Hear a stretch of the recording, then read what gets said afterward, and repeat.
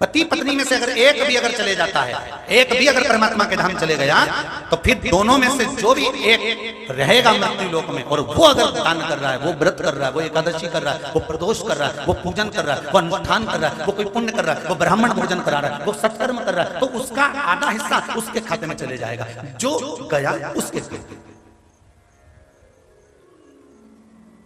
तुम जाओ लोटा लेके, जल लेकर जाइए शिव मंदिर में। अगर आपका मन है कि पत्नी कलश लेके जाती है, मैं हाथ लगा लूंगा, तो कलश लेकर पत्नी जाए, हाथ लगाए, मना नहीं है, पर एक काम जरूर करना। अगर जल आप चढ़ा रहे हो दोनों मिलकर, वैसे तो नियम अनुसार शरीर में अगर रोग है, बीमारी है, कष्ट है, घर में बहुत दुख है, तो जितने सदस्य घर में रह रहे हैं, प्रत्येक घर का सदस्य एक लोटा जल शिव जी पे जरूर चढ़ाए। क्यों? हो सकता है तुम्हारा ग्रह तो अच्छा है कि तुम जल चढ़ाने लगे, उसका ग्रह भी अच्छा है, वो जल चढ़ाने लगा, फिर भी घर में काम नहीं हो रहा, तो घर में जो कोई एक व्यक्ति ऐसा रह रहा है जिसका मन पूजन में नहीं जा रहा, जिसका मन शिव के द्वार तक नहीं जा रहा, भगवान उसको बुलाना ही नहीं चाह रहा, तो उसको हमें मंदिर तक पहुंचाना है। क्यों पहुंचाना है? क्योंकि हो सकता है इसी के ग्रह से हमारे घर में तरक्की नहीं हो पा रही, उन्नति नहीं हो पा रही, तो उसको मंदिर तक लेकर जाना है, उसको द्वार पर छोड़ आना है, भगवान के भरोसे पर फिर उसको छोड़ देना। जब वो एक लोटा जल चढ़ाना प्रारंभ कर देगा, हो सकता है कि हमारी भी कुछ उन्नति रुक रही हो किसी कारण से। भक्त कहता है, विष्णु पुराण प्रथम अध्याय, भक्त कहता है भगवान नारायण से, मैं तुम्हारे मंदिर में 56 भोग लगाऊंगा, बस थोड़ा धन आ जाए, प्रभु लक्ष्मी दे दीजिए, मैं 56 भोग लगाऊंगा। भगवान विष्णु ने तुरंत लक्ष्मी जी से कहा, इसको लक्ष्मी दे दो, धन दे दो। लक्ष्मी जी बोली, मेरी भी एक शर्त है, ये शर्त रखकर बैठा है कि भगवान मुझे धन देगा तो मैं 56 भोग लगाऊंगा। लक्ष्मी जी कहती है, शर्त लगाकर मैं भी बैठी हूं, ये 56 भोग लगाएगा तब मैं लक्ष्मी दूंगी, मेरी शर्त लगा। तुमने संकल्प ले लिया कि मैं पशुपति व्रत जब करूंगी, जब मेरा यह काम होगा, मेरे पास में थोड़ा सा धन आएगा तब मैं कम। भगवान इंतजार में बैठा है, धन का व्यवस्था मत करना, तू व्रत तो उठा, एक बार चालू तो कर, मेरे मंदिर तक तो आ, फिर व्यवस्था करना मेरी जवाबदारी है, सारे रास्ते खोलना चालू कर दूंगा, तू आ तो उसकी चौखट तक जा ही नहीं रहा, तू उसके दरवाजे तक जा ही नहीं रहा। घर की अम्मा जा रही है, घर के बहू जा रही है, पर तू तो सुबह आराम से 9, 10, 11, 12 बजे तो उठे, मुंगेरी लाल के हसीन सपने, उठ के फिर नहाए धोए न फिर जाए और जा जाके सारे पंडितों को पत्रिका दिखाता फिरे। समय अच्छा नहीं चल रहा, देखो पंडित जी थोड़ा, सारे महाराजों को पत्रिका दिखाया जाने, भोपाल ने, इंदौर ने, कहीं ना जाने, जहां जहां मालूम पड़े वहां वहां पहुंच गया, कि केवल कोई ऐसा चमत्कार हो जाए कि कहीं का महाराज मिले और ऐसी फुड़की घुमा के, ऐसी बबूती पी के हंडा निकल के बाहर आ जाए। तो ऐसा महाराज मिले तो हमको भी बताओ, आश्रम बनाना दादा, कुबेरेश्वर बाबा का ये धाम बनाना, ऐसा कहीं का महाराज मिले ना फुड़की घुमा के हंडा निकाल।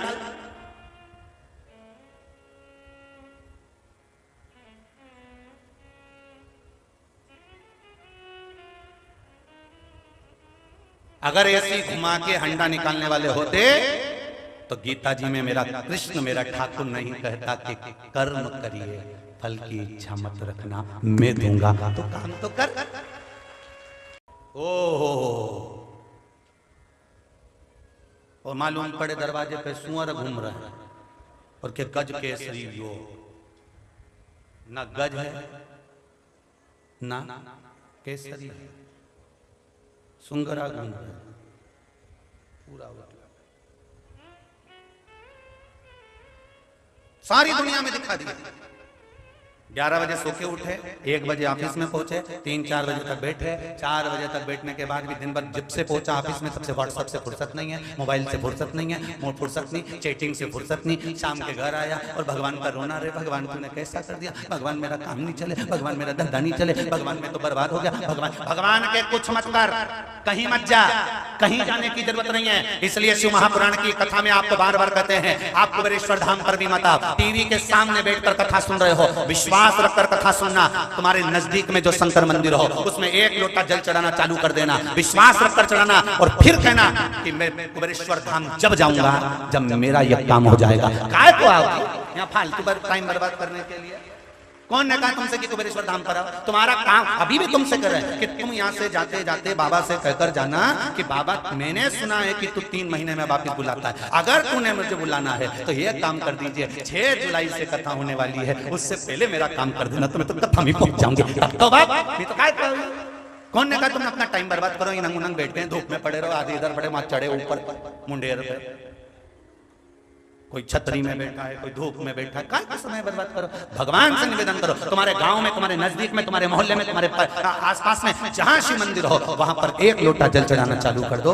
और जब बाबा तुमको इतना दे दे कि अब मुझे किराए का भी खर्चा पूर्ण मेरे बाबा देने लगे हैं, तब ट्रेन में बैठना, आराम से सीहोर स्टेशन पे उतरना, ऑटो करना, फिर कुबेरेश्वर धाम आना। सीहोर वाला महाराज मिले नहीं मिले, बाबा कंकर शंकर मिलेगा, उससे विनती करना। जैसे एक माता ने कहा मेरी किडनी, देखिए जरा, भावना राजेश पोपट, सिटी पालघर, मुंबई से आया, कहीं बैठे हैं,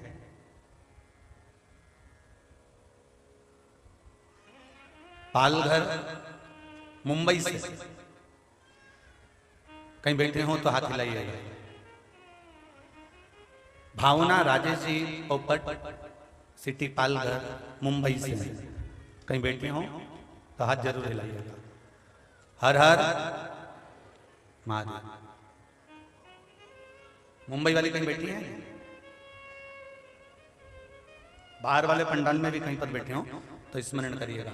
आपने लिखा है शिव कृपा से मेरी डैमेज, और जिस जगह पे लिखा उन्होंने पीले कलर की शाही से लाइन भी खींच दी है, देखिए आप, पीले कलर की शाही से लाइन भी खींच दी कि बाबा ने मेरे पर क्या कृपा करी।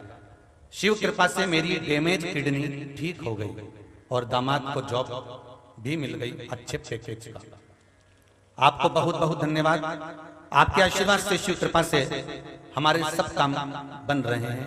मेरी एक किडनी 20 से 22 साल से डैमेज थी, इसमें लिखा है ये 20 से 22 साल से डैमेज थी, और कभी कभी उसको बहुत शरीर में कष्ट होने लगता था, पर मैंने 2 बार पशुपतिनाथ का व्रत किया और बाबा का नाम जप श्री शिवाय नमस्तुभ्यं प्रारंभ किया, तब से मेरी हेल्थ अच्छी होने लगी। एक बार जब मैं रूटीन चेकअप कराने के लिए डॉक्टर के पास गई और सोनोग्राफी की तो डॉक्टर ने बताया अब तुम्हारी दोनों किडनी अच्छे तरह से वर्क करना प्रारंभ कर दी है, काम करना चालू कर दी है, अब दवाइयां मत लेना, तुम्हारी किडनी अब ठीक हो गई है। उसने पीछे एक बात लिखी है, मुझे हिंदी में लिखना अच्छे से नहीं आता, गुरुजी भूल हो जाए तो माफ कर देना, मेरे हृदय की बात। तो ये शिव भक्ति नहीं तो क्या है? ये शिव उपासना नहीं तो क्या?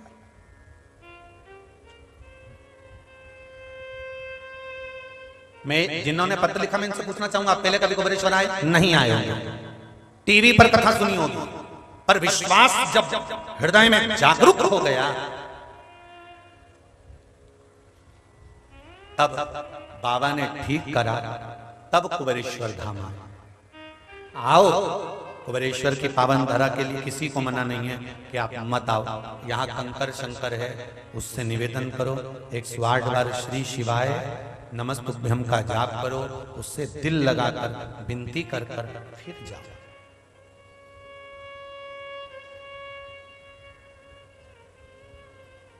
सारे तीर्थ घूम कर आ जाओ और एक बार कुबेरेश्वर धाम की धरा पर आकर देखना, सारे तीर्थ होकर आ जाओ और एक बार इस वो चौराहे से ही तुम गाड़ी अंदर लोगे और अंदर आते आते आते आते आते आते जब प्रवेश करोगे कुबेरेश्वर बाबा के दरवाजे से, जब अंदर पांव रखोगे, बस उसका एक कंकर भी शरीर से छू गया, तब आपको महसूस होगा, ऐसा लगता है कि हम तो घर ही नहीं जाएं, यहीं बाबा के धाम बस जाएं, तब लगेगा।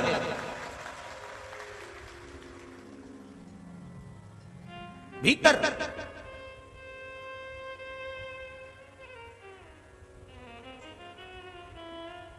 अब ये दोनों जजमान बैठे हैं हमारे सोनी जी और पाठक जी, इनके घर में भी कमरों में बहुत सुंदर सुंदर एसी लगे होंगे, हाल में भी लगे होंगे, जोरदार सभी व्यवस्थाएं होंगी, सब कुछ होगा, भोजन भी अच्छा बनता होगा, सब काम होगा। अभी यहाँ तो एक सब्जी बने, भोजन पूड़ी बन जाए, रोटी बन जाए, चावल बन गया कभी। अब उसके बाद भी यहाँ के भवन में कहीं रह रहे हो, कहीं रह रहे हैं, उसके बाद रात्रि को तपन भी होती है, उमस भी होती है, उसके बाद भी शिव भक्ति का जो बल होता है, जितना जितना मेरे बाबा को यहाँ पर तपाना होगा उतना तपाएगा, सब निचोड़ लेगा तुमको, तब यहाँ से भेजेगा कि तेरे दुख काट कर भेज रहा, दुख काटे हैं तब भेज रहा हूं।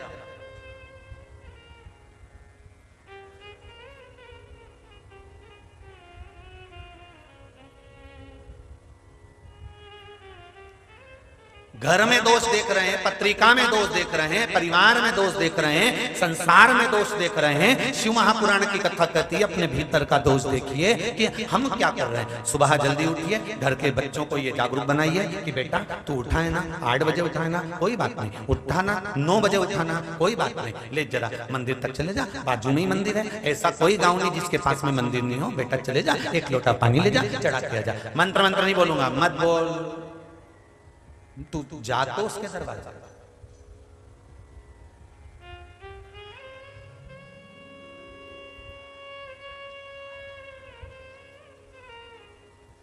इतने प्रश्न आज के नवयुवक बच्चों में है, इतने प्रश्न।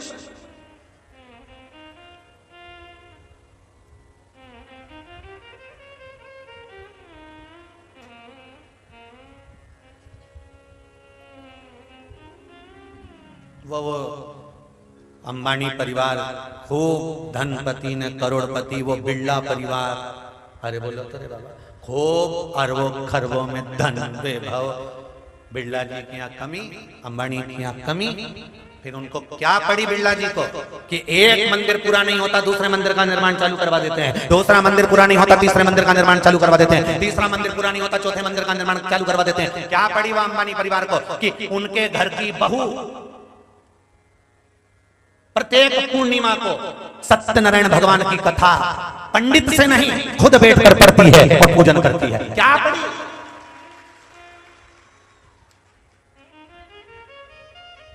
क्या पड़े तो सरनाथ जी का छप्पन भोग कराए, क्या पड़े कि गोवर्धननाथ जी का चुनरी उत्सव यमुना जी का कराए।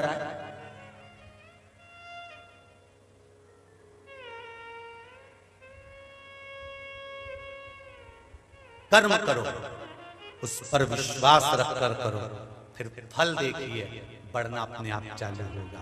तुम जड़ में पानी देते हो, वृक्ष की आम के पेड़ में पत्ते पर पानी नहीं दिया जाता। आज के जो छोरा छोरी हैं वो पत्ते पर पानी दे रहे हैं, वो क्या हम अच्छे कॉलेज में पढ़ेंगे, हमारा भाग्य हम चमका लेंगे। चमका तो लोगे पर बाद में रोगे, थोड़े दिन की चमक दिखती है। स्टेज पे दुल्हन अलग दिखती है और जब ओरिजिनल में देखो तो कालरात्रि और चामुंडा नजर आती है, बात अलग अलग है, अंतर है।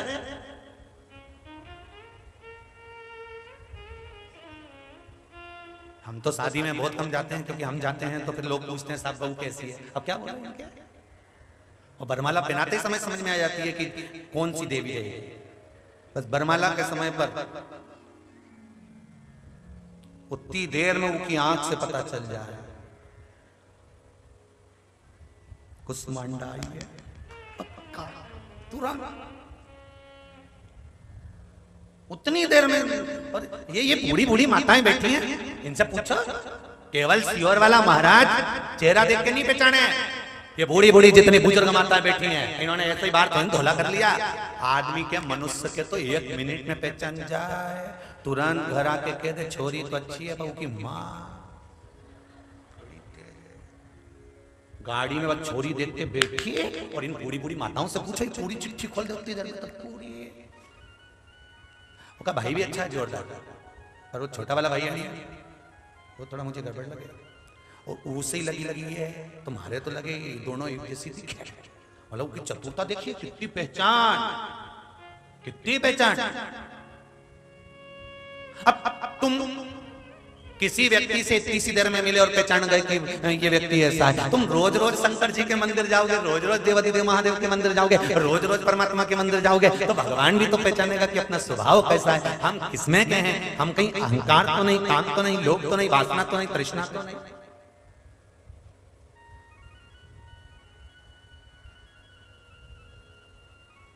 भीतर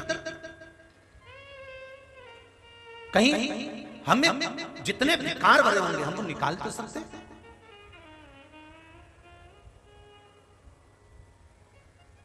आज ही कोई कह रहा था, गुरुजी वो मां के देश वाले ने ऐसा बम बनाया,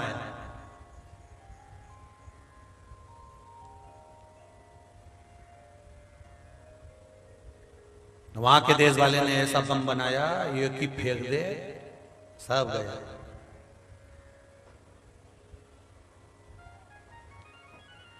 अपने देश में तो हमने कहा भारत माता की रक्षा करने की जवाबदारी वो बम बनाते हैं, हम बम बनाते हैं। 4 भारत माता के 4 फुट पर 4 जगह पर बम बैठे हैं। तुम अंदाजा लगा, 4 जगह। तुम जहां जाओ, पूर्व में जाएंगे तो भुवनेश्वर महादेव, पश्चिम में जाएंगे तो नागेश्वर महादेव, उत्तर में जाएंगे तो केदारेश्वर महादेव, दक्षिण में जाएंगे तो रामेश्वर महादेव। जब 4 फुट पर 4 जगह पर बम महादेव बैठा है तो बम क्या काम का? बम की कीमत क्या है?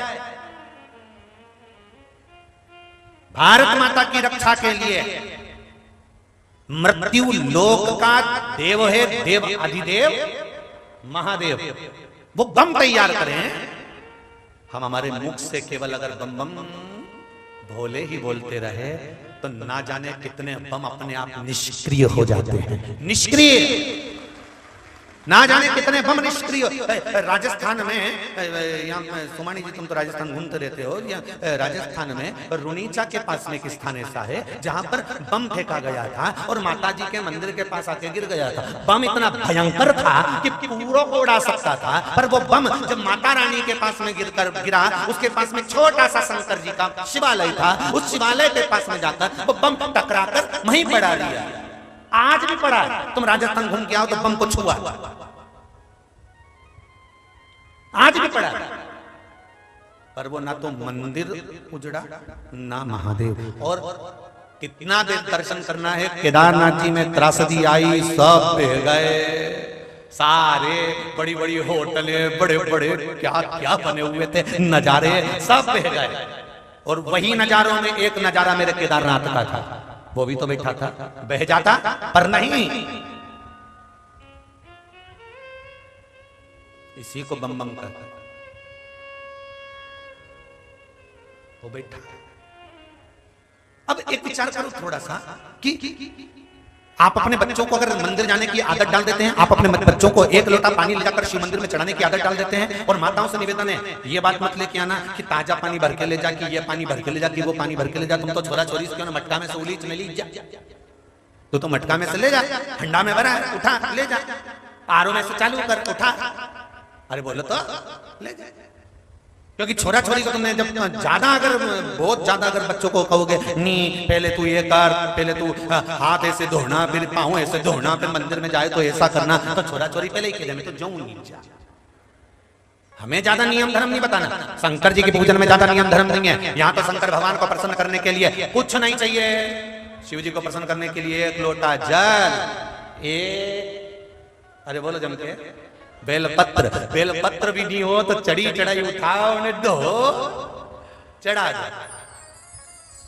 और अगर लोटा भी नहीं है, बेलपत्र भी नहीं है, तो मंदिर में जो पोछा पड़ा हो उस पोछे को उठाकर पूरे मंदिर में फेर।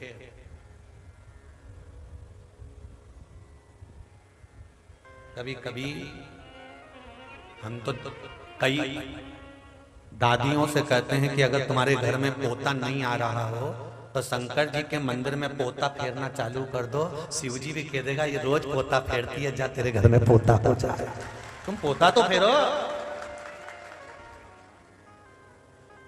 जीवाण का पोता थोड़ा कम कर दो, ये गली चले दादा। घर का सब काम करके जो बैठे नहीं उनके बाद जो चले तो शाम के 6 बजे तक ही जाए। और निंदा करने वाली बोले भी सर मैं जाऊं, मैं टाइम हो गया हमारा, तो फिर क्या रुक चाय पी जा, इधर बैठ, अभी और 2-4 की बात करेंगे, बैठ। और पूरा पोता फिर तुम मंदिर में जाओ, शिव मंदिर में जाकर जो कुछ मत करो, अगर कुछ ना बने तो सोमवार के दिन पशुपतिनाथ का व्रत करने वाली माताएं जब मंदिर में जाती है प्रसाद छोड़कर आ जाती है, कोई 1-2 नियम बना लो कि उन प्रसाद को अलग से उठाकर तसले में रख दूंगी, तसले में रखकर अगर बटेगा तो बांट दूंगी, नहीं कोई लेगा तो गौ माता को खिला दूंगी, और पूरे मंदिर में पोछा लगा कर आऊंगी, क्योंकि ये तो आएंगी तो रखकर चली जाएंगी। तो हमारा भी तो फर्ज है कि हम कुछ करें। एक नियम बना लो कि मैं जाकर पूरे मंदिर को साफ कर दूंगी, स्मरण करूंगी, भजन करूंगी, और मैं साफ करते करते मुंडा मत जला दो, मत साफ करते करते एक ही काम कर जो, भोलेनाथ दया करना, मैं भरोसे हूँ, मेरे बाबा दया करना, मैं तेरे भरोसे हूँ।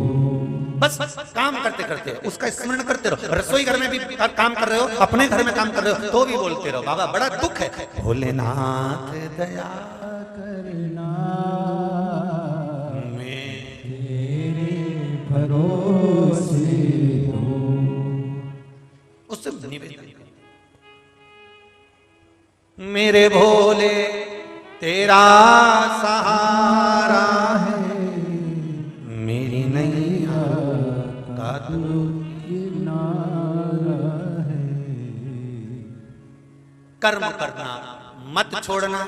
आज के लोग सोचते हैं कि पका पकाया भोजन मिल जाए तो थोड़ा सा काम करो, थोड़ा सा।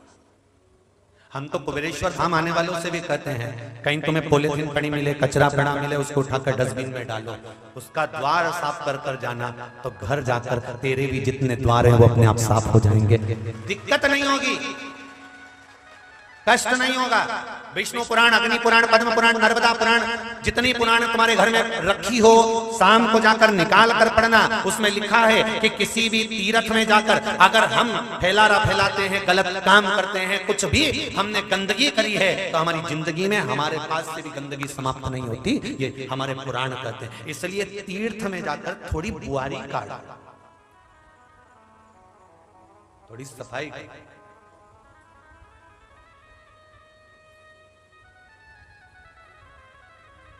प्रयास करो।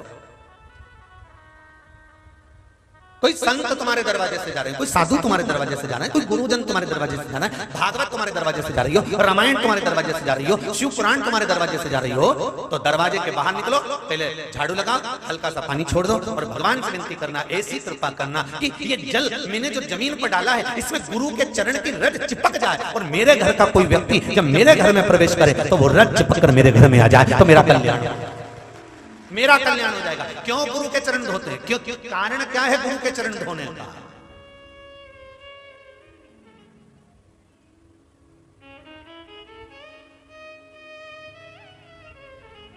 महाराज, शबरी सवार रास्ता आएंगे राम जी,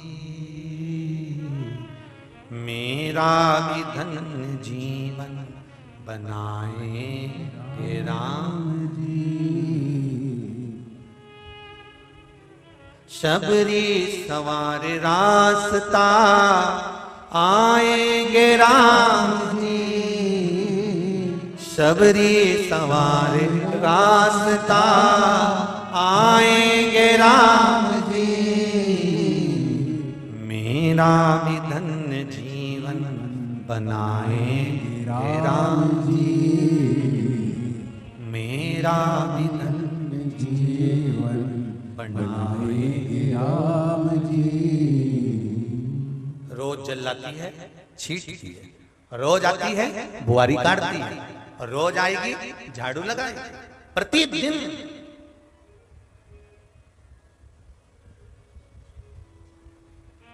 गुरुजी ने पूछ लिया, हम रोज निकलते हैं, प्रतिदिन हम स्नान के लिए जाते हैं, कोई रास्ता साफ करके रखता है, ये कौन है? तो किसी ने कहा दिखता नहीं है कौन है, अपन सवेरे 4 बजे ब्रह्म मुहूर्त में नहाने जाते हैं, वो ना जाने पूरी रात से रास्ता बुआरती है। कौन है? कौन पता करो। सारे ऋषि, सारे मुनि आज छुप गए, रात्रि के समय आकर छुपे, और छुपने के बाद देखा कि रास्ता रोज कौन साफ करता था। 30 साल हो गए थे साफ करते करते, कौन साफ कर रहा है पता नहीं था। तब देखा, मालूम पड़ा एक माँ शबरी निकल कर आई, सुंदर सा उसका अंग पर वस्त्र पड़ा हुआ था। बुआरी पत्तों को तोड़ा, बुआरी लगाई, जल भरकर पंपा सरोवर से लाई, छीटा जल को पाट निहारने लगी। भगवान तब गुरु बाहर निकल कर आ गए और कह दिया, बाबा ने सुनो, मातंग बाबा कहे, शबरी अम्बा कौन हो? मैं भिलनी की छोरी हूँ, बेटी हूँ। बस आप यहाँ से निकलते थे इसलिए रास्ता बुआर देती थी, तूने मेरा रास्ता साफ करा है, हम ऋषियों का रास्ता साफ करा है, संतों का रास्ता साफ करा है। चिंता मत कर, तूने संत का रास्ता साफ करा है, तेरी जिंदगी का रास्ता साफ होकर आज तुझे संत का दर्शन हुआ है, तो एक दिन भगवंत का भी दर्शन हो जाए, तुझे प्राप्त। क्यों चिंता कर? बड़ी मुश्किल से मिलते हैं गुरु चरण, बड़ी मुश्किल से मिलते हैं शिव चरण, प्राप्त। बागों से चुन चुन के कलियां ला रही, बागों से चुन चुन के कलियां ला रही, राहों से निकले राम तो। महाराज इन्हीं रस्तों से मेरे भगवान निकलेंगे। तब मुझे गुरु ने कहा है, कितना विश्वास होगा शबरी अम्बा को कि गुरु ने कहा था कि आज तूने रास्ता साफ करा है तो एक ना एक दिन तेरे घर राम, जम के तो बोलो, आएंगे। गुरु के वचन पर शबरी ने अपने बाल सफेद कर लिए, रोज झाड़ू लगा लगा के, राम आएंगे, राम आएंगे, राम आएंगे। गुरु के वचन पर विश्वास करा तो राम को भी शबरी के दरवाजे जाना पड़ा, केवल विश्वास को निभाने के लिए।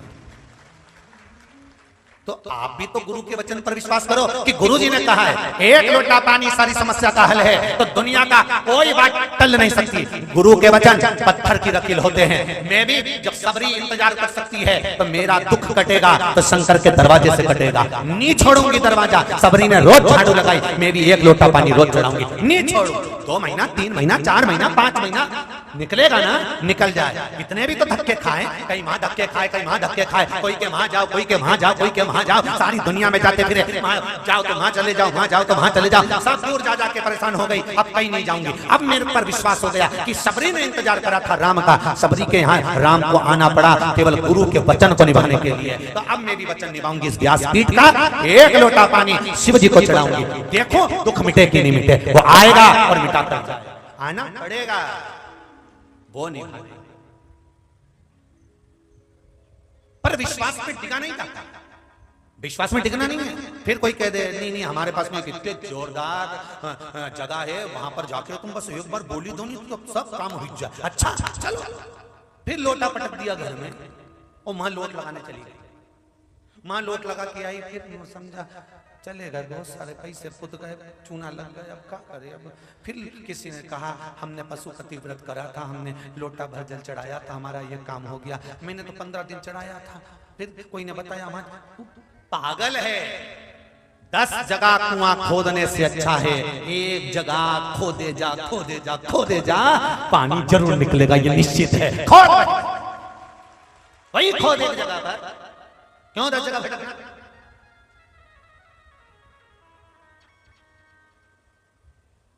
भटक कर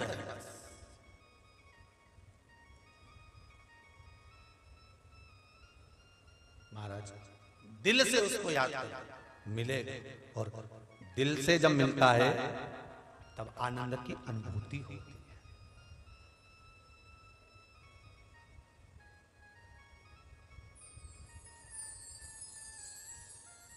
आप में से कितने लोग हैं जो 10 किलो घी पी सकते हैं? 10 किलो घी, शुद्ध घी पी सकते हैं?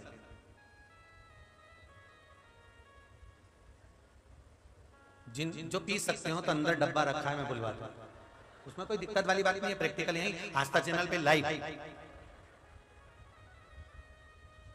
10 किलो घी कोई नहीं पी सकता, पर वही 10 किलो घी का हलवा बना दिया जाए, आटे में सेक कर तैयार कर दिया जाए और फिर उस हलवे को खाया जाए, तो आराम से अपन सब प्रेम से वो 10 किलो घी का हलवा, अरे बोलो तो जम के जरा, खा सकते हैं। अपना घर का व्यक्ति 8 लोग 5 लोग 6 लोग 4 लोग वो हलवे को खा लेगा। 10 किलो घी, 15 किलो घी, 50 किलो घी, 25 किलो घी का हलवा हमारे घर के लोग खा सकते हैं, हम खा सकते हैं, हम खा लेंगे। पर घी इतना हम नहीं पी सकते, क्योंकि शरीर में बाद में कष्ट हो जाए, तो हलवा खा ले। उसी तरह जीवन में घी की तरह दुख आता है, कटोरा भरकर 10 किलो आएगा, इस 10 किलो घी को देखकर घबराना नहीं, पीपे भरकर घी को देखकर घबराना नहीं। अगर ये घी ज्यादा है तो इसको भगवान की कथा में इसका हलवा बना दो। काय का? दुख का हलवा, मतलब अगर जीवन में दुख है तो उसका हलवा बना। हलवा कैसे बनेगा? कहीं सत्संग में जाकर बैठ गए, कथा में जाकर बैठ गए, भगवान के भजन में जाकर बैठ गए और भजन में बैठकर आनंद करने के लिए, भक्ति का भजन धारण करने के लिए उसका स्मरण करने बैठ गए। क्या होगा उससे? उसका फिर क्या होगा? धीरे धीरे धीरे धीरे धीरे धीरे भोला सब दुख काटो, सब स्मरण करेंगे और कुबेरेश्वर बाबा से विनय करेंगे कि आपकी धरा पर आए हैं, कंकर शंकर की धरा है, आप जरूर कृपा करेंगे। बाबा से सब मंत्र का जाप करते हुए विनती करेंगे।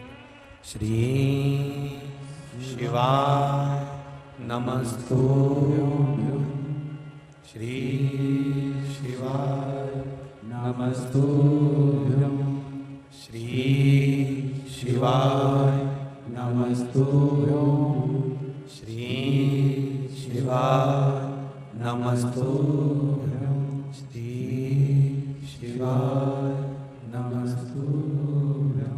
शंभो शरणे मांगो घड़ी रे घड़ी, दुख काटो दया करी निदर्शन। बाबा, जीवन में बहुत दुख है, इन दुखों को आपको काटना, कोई दूसरा इसको नहीं काटेगा मेरे बाबा, काटोगे आप। मेरे बाबा से ये निवेदन विनती स्मरण करोगे तो सुख का अनुभव। एक पत्र आया है, देखिए कितना सुंदर है।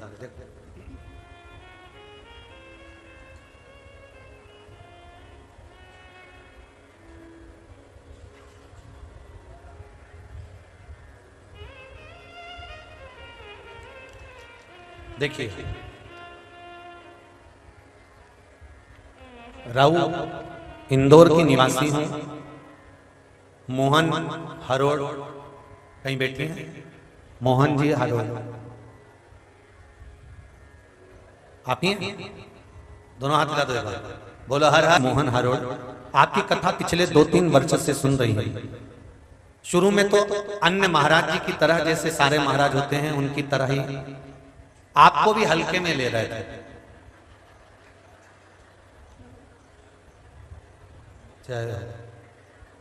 बहुत हल्का महाराज है,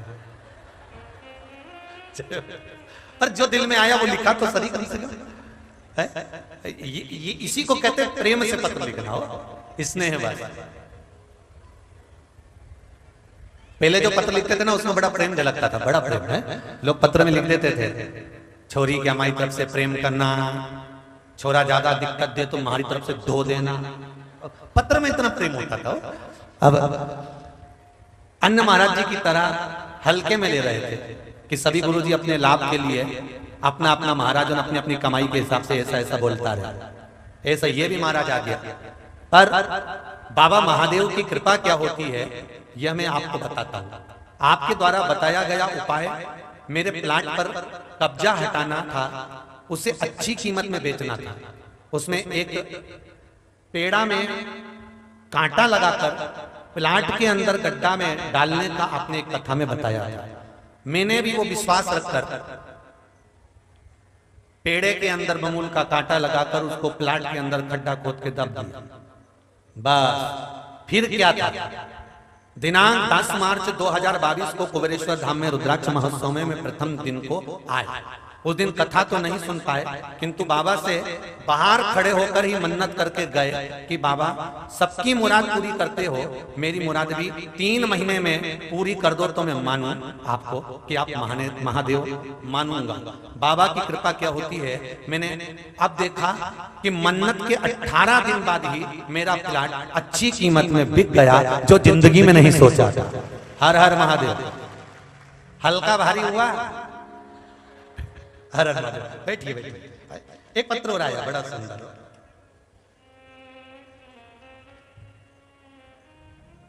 कुबेरेश्वर धाम रुद्राक्ष महोत्सव चमत्कार बाबा का। मेरा नाम प्रीति मालवी है, लाल घाटी भोपाल में रहती हूँ। कहीं बैठी है प्रीति जी मालवी? कहीं बैठी हो तो अच्छा आप ही हो? ठीक है, हाथ हिला दो एक बार। हर हर महादेव।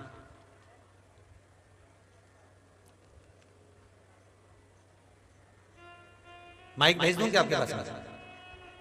दे दो जरा, पहुंचाओ जल्दी जल्दी। हाँ, एक दूसरे को दो, आगे पहुंच जाएगा जल्दी। हाँ दो, यहाँ पर, यहाँ से देते जाओ, आगे पहुंचते जाएगा। हाँ बढ़ाते जाओ, हाँ देते जाओ। बहुत जोरदार। घरे जाके नजर उतार लीजिए, क्या जोरदार, बहुत जोरदार। चल जी के पास रही गया नहीं, आज शाम के जलेबी वही खिलाएगा, इसलिए उसको आगे बढ़ाता जाओ। ऐसे ही करते थे सोनी जी के पास रही जाए, फिर वो जलेबी खिलाएगा। पहुंचा तो जरा जल्दी जल्दी। जीजियों ने सोच लिया जलेबी कौन खिला, तो और जल्दी चाहिए। हाँ जान दो, आखिरी तक पहुंचवा दो, जाने दो। हर हर महादेव। बहुत जोरदार आवाज आ रही है। जीजी क्या नाम है आपका? प्रीति मालविया। कहाँ से आई हो? हम भोपाल से आए। भोपाल में कहाँ रहती हो? लाल घाटी पे। आप गुफा मंदिर पे कथा करने गए थे, तो हमारे सास ससुर ने आपकी कथा सुनी थी, लेकिन तब आपका नाम हम नहीं जानते थे। जब आपका रुद्राक्ष महोत्सव हुआ तब हम आए। हमारी गाड़ी रास्ते में खराब हो गई। उसके बाद हमें कोई रास्ता नहीं दिखा। 2 लड़के दिखे जो हमें गाड़ी में धक्का लगाते हमारे घर तक उन्होंने हमें छोड़ा। बस वही आए थे शंकर जी अपने दोनों पुत्रों को लेते हो। इसमें एक जीजी आपने वर्णन किया है कि मेरे पति के कान में इतनी बड़ी 2 गठान हो गई थी। हाँ हाँ यही लिखा है। जिसके कारण डॉक्टरों ने बोला कि ये बीमारी 1000 लोगों में से किसी एक को होती है, लेकिन हमने हिम्मत नहीं हारी। डॉक्टर ने बोला कि ये ऑपरेशन से ठीक होगी, लेकिन हमने रुद्राक्ष जो ग्रहण किए थे उसका जल पिलाया और लगाया और पशुपति व्रत किए। एक ही व्रत में मेरे पति की गठान पूरी तरीके से ठीक हो गई। अब रोई मती बता, तो खुश होना चाहिए कि ठीक हो गई, बाबा की कृपा हो गई। खुशी के आंसू हैं गुरुजी। मेरे बेटे के पेट में दर्द हो रहा हाँ, ये भी आपने लिखा है कि मेरे बेटे को भी बुखार आया और मैंने वो बुखार के लिए जो आपने नीम का उपाय बताया था, 1 लोटा पानी नीम गुरुजी 21 बार उतार के नीम के पेड़ में डालने वाला। जी किडनी की बीमारी है। मेरे बच्चे 3 हैं, 2 लड़कियों के बाद बेटा है, लेकिन फिर भी मैंने जाप करती रही। डॉक्टरों ने सोनोग्राफी लिखी, ब्लड की जांच लिखी, जिसमें कुछ नहीं निकला, नॉर्मल निकला। जय हो, बस यही शिव भक्ति है। बैठिए। हर हर महादेव। अब तो बाबा की कृपा हो गई, गठान भी गल गई रुद्राक्ष के जल से। और जो रुद्राक्ष का पानी आपने अपने बेटे को पिलाया था और जो बाथरूम के द्वारा रक्त निकला था, वो रक्त नहीं था। बेटे के उदर में जो पेट दुख रहा था उसमें पत्थरी थी। जब वो बाथरूम के लिए गया होगा तो उसमें पत्थरी टूट कर निकली होगी, इसलिए हल्का सा ब्लड आ गया होगा। ये शिव की कृपा। रुद्राक्ष का जो जल होता है वो भीतर कितना भी भारी कोई रोग हो, गांठ हो, या शरीर में कोई गठिया जैसा भी रोग हो गया, बाय गठिया का रोग हो गया, उस तक में रुद्राक्ष का जल, अगर सही रुद्राक्ष आपके पास में है कुबेरेश्वर बाबा की धरा का, तो ये विश्वास मानकर चलिए कि कैसा भी रोग हो उसका निदान रुद्राक्ष का जल कर ही देता है। वो वहीं बैठता है। ये शिव शंकर शंभो शरणे मांग घड़ी दुख काढ़ो दया गारी दर्शन। शिव पर चढ़ा हुआ जल या रुद्राक्ष का जल या बेलपत्र। एक बात और आप लोगों से कहना चाहेंगे, बहुत अच्छे से सुनिए। कई लोग शिव जी पे चढ़ी हुई बेलपत्र रोज खाते हैं तो उनका मुंह छार छार भी हो जाता है।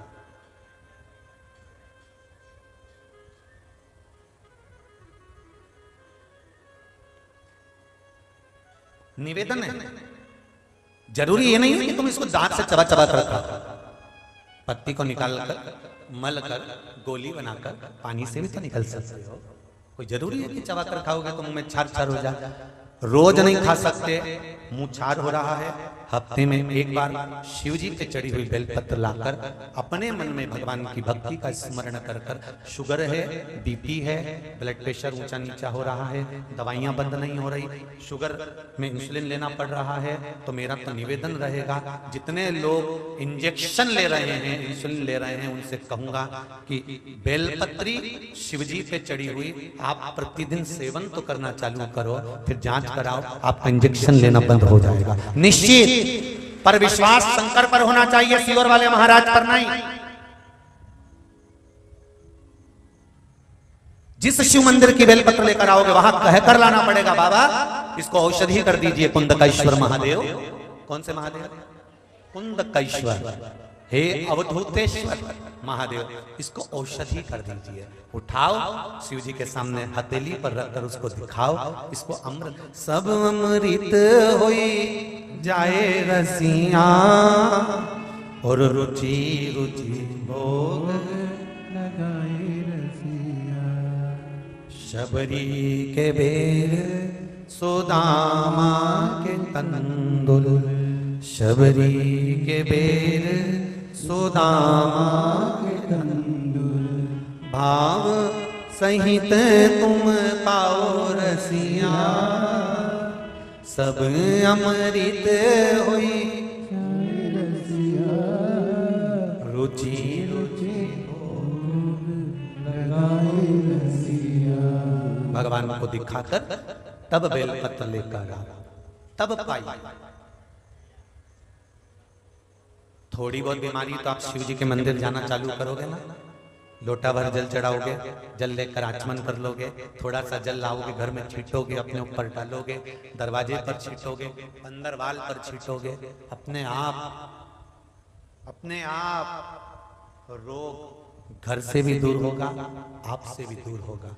शिव का चढ़ा हुआ जल एक आनंद की अनुभूति कराएगा। शंकर भगवान के मस्तक पर क्या है? जम के बोलो जरा। गंगा, चंद्र, राहु, केतु, शुक्र, शनि, सूर्य, सब शिव जी के अंदर जटाओं में समाहित है। सारे ग्रह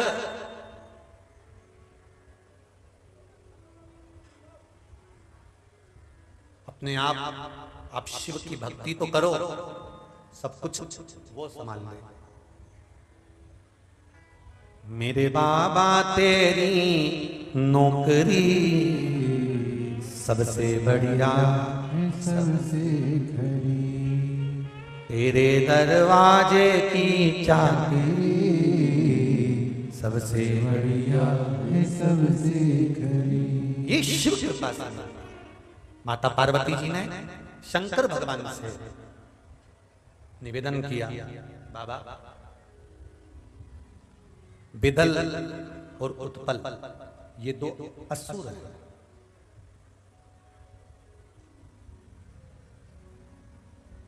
अच्छा राक्षस पहले ही होते थे, अभी तो नहीं है। इधर से आवाज आ रही है, उनसे ज्यादा है। सही है। पहले के राक्षस असुर यज्ञ नष्ट करते थे,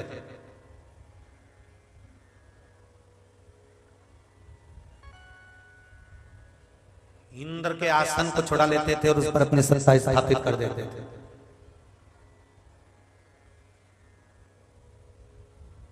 पहले मालूम पड़ जाता था कि ये राक्षस है, उनके पास एक आईडी कार्ड होता था, आधार कार्ड, उसमें सील लगी होती थी कि ये राक्षस है।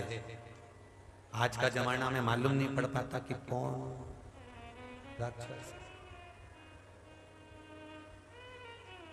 पहले मालूम पड़ता था। गलत काम करा, पहचान गए कि असुर प्रवृत्ति का है। गलत कार्य में लगा, पहचान गए कि असुर प्रवृत्ति का है। गलत काम की ओर बढ़ा, पहचान गए कि ये असुर है, ये राक्षस है, ये गलत है। पर आज के समय में कैसे पहचानोगे कि ये असुर प्रवृत्ति का है, ये राक्षस है?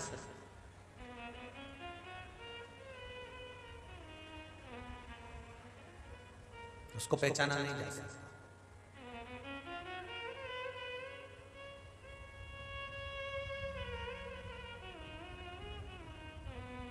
तो शिव कथा कर रही है, जब आप असुर को नहीं पहचान सकते, राक्षस को नहीं पहचान सकते, तो एक काम करो, अपने भजन का बल बढ़ाओ।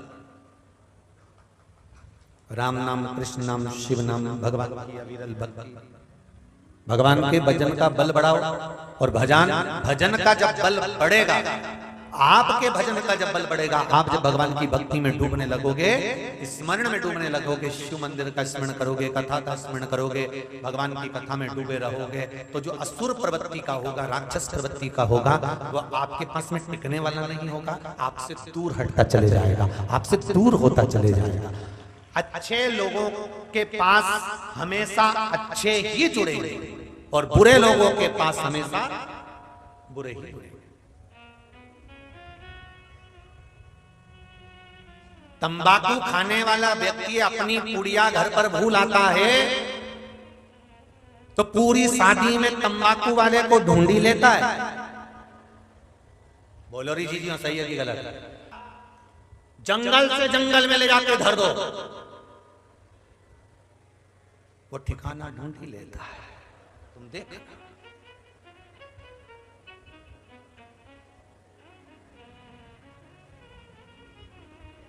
तंबाकू खाने वाला अपनी पुड़िया भूल गया, वो पुड़िया भूल कर आ गया, उसको पुड़िया मिले।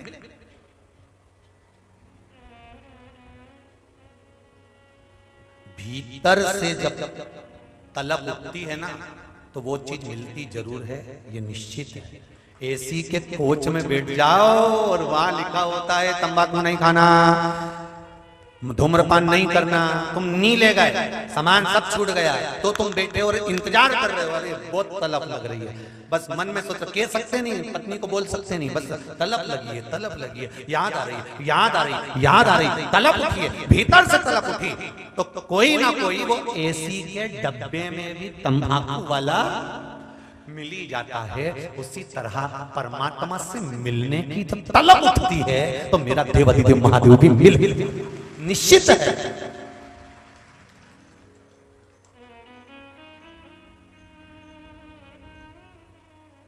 तुझसे मिलने के लिए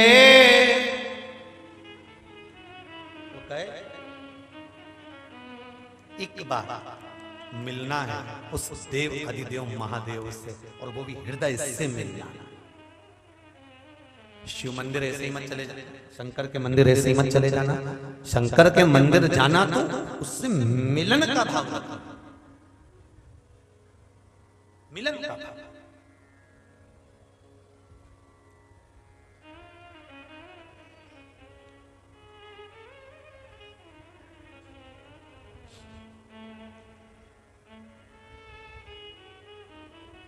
कल रात्रि के समय पर जब भजन संध्या चल रही थी, तो भजन संध्या से आए, तभी एक छोटा बच्चा कहा कि मेरे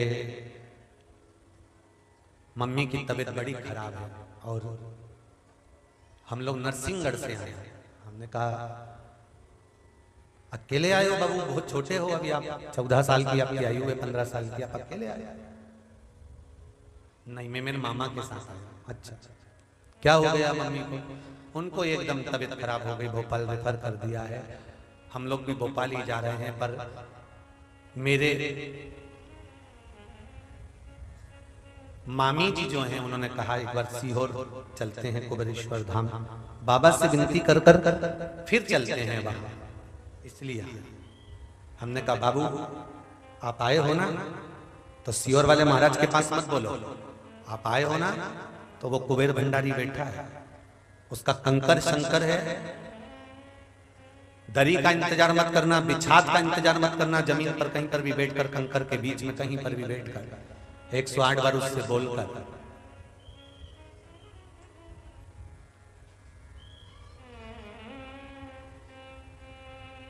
जरूर जरूर। बच्चा रात्रि को बोलकर गया, सुबह 10:30 बजे के करीब में फोन आया कि उसकी माँ अब वेंटिलेटर से उतर गई है, ठीक होने लगी। शिव कृपा है, बिना शंकर की कृपा के कुछ नहीं हो सकता। ये इतने जो पर्चे आप भेज रहे हो, ये आपके सुख के पर्चे हैं, ये पत्र नहीं है। ये आपको जो बाबा देव महादेव ने दिया है, ये वो सुख के पर्चे, वो आनंद के विषय।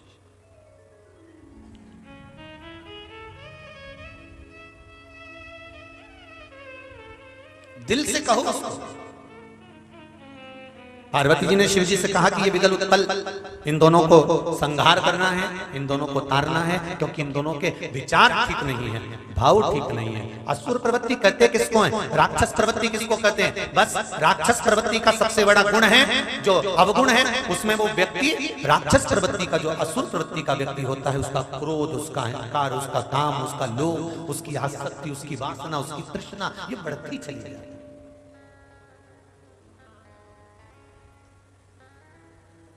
हमें नहीं ढूंढना राक्षसों को, हमें असुरों को नहीं ढूंढना।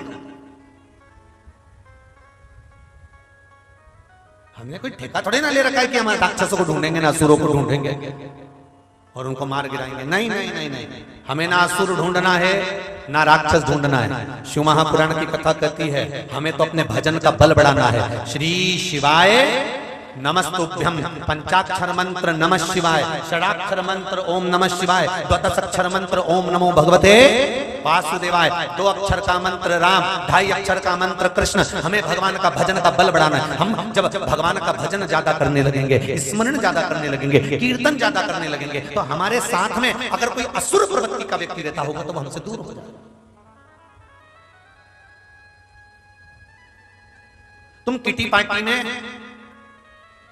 भजन गाना चालू कर दो, आधी से ज्यादा गायब हो जाएगी, अगली किटी पार्टी में आएगी ही नहीं। शादी में ज्यादा लोग आ रहे हैं, एक नियम चालू कर दो, शादी के बीच में, शादी के पहले और शादी के आखिरी में, मतलब रिसेप्शन वाले दिन 7 बजे रिसेप्शन चालू होगा तो 7 बजे से लेकर 8 बजे तक भजन होगा, 8 बजे से 9 बजे तक भोजन होगा, 9 बजे फिर भजन होगा, 10 बजे तक, 10 बजे के बाद फिर। जनता इतनी चतुर है लोग कि वो तुम्हारे भजन के टाइम पे नहीं आएंगे, फिर कब आएंगे? तो भोजन का टाइम।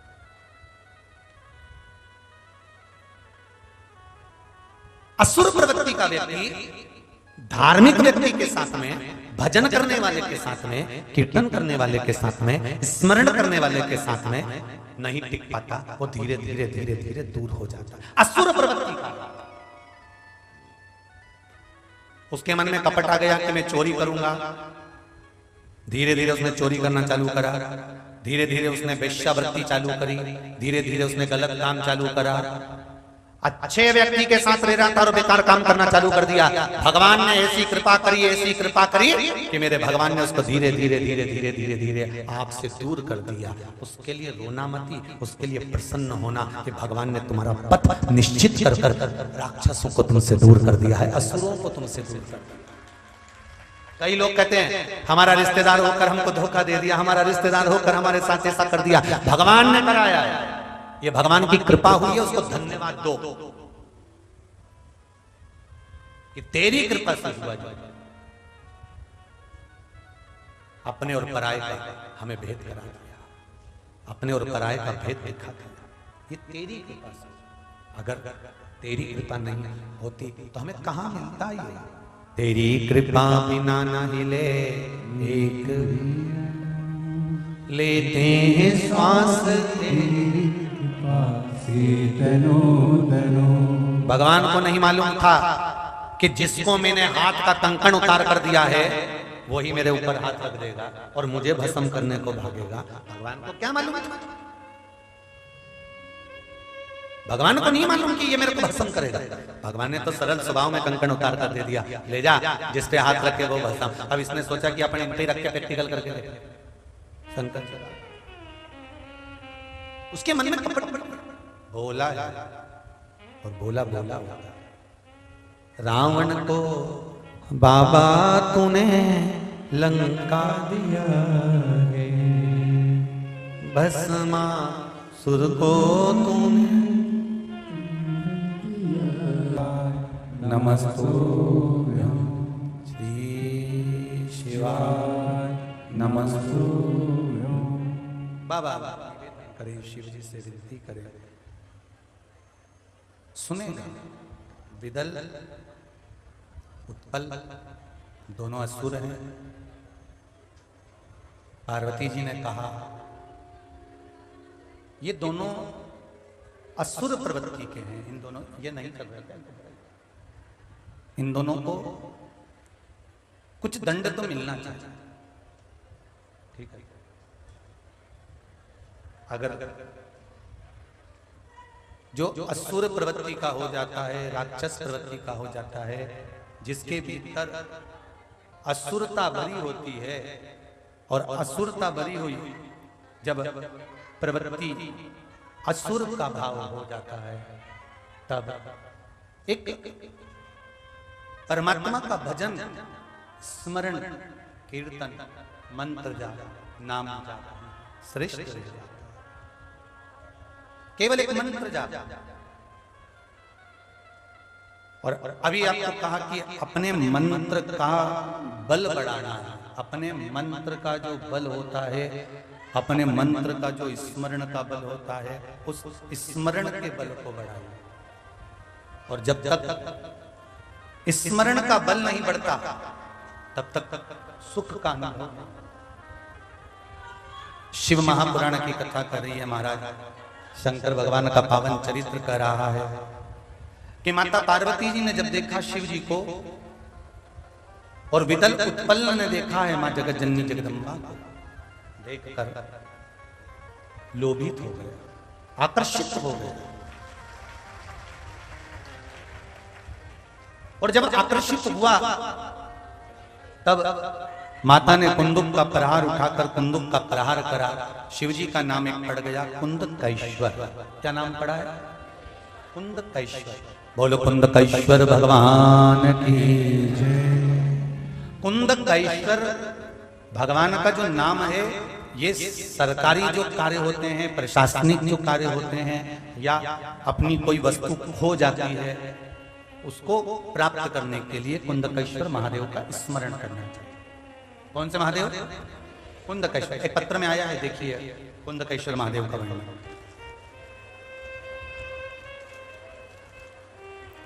एक पत्र में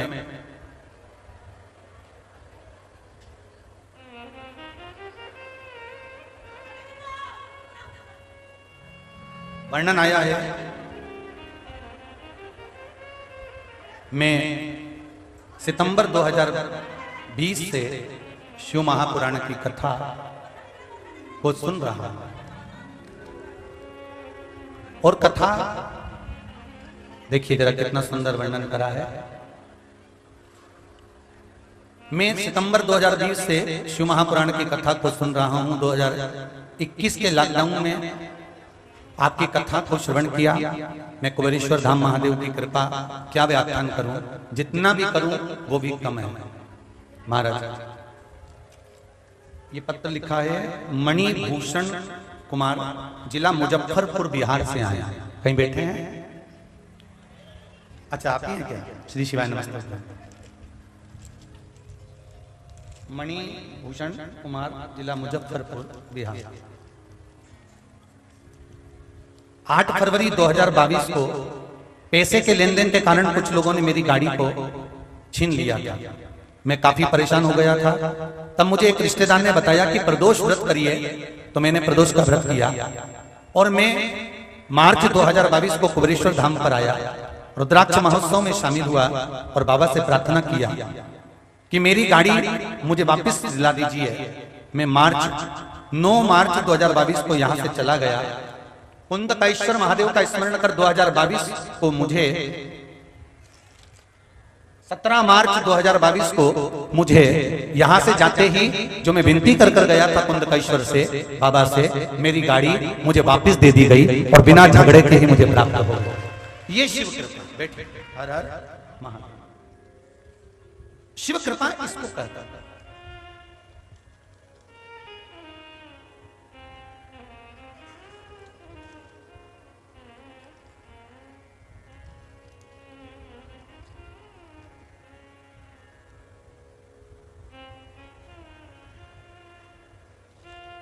शिव भक्ति, शिव का स्मरण, शिव का अनुमोदन। अगर प्रशासन कोई तकलीफ आती है या अदालत में कोई केस चल रहा होता है या कोई वस्तु चली गई होती है और वो नहीं मिल रही होती है तो उसके लिए कुंदकेश्वर महादेव का स्मरण करना चाहिए। कौन से महादेव का? जम के बोलिए जरा, कुंदकेश्वर महादेव।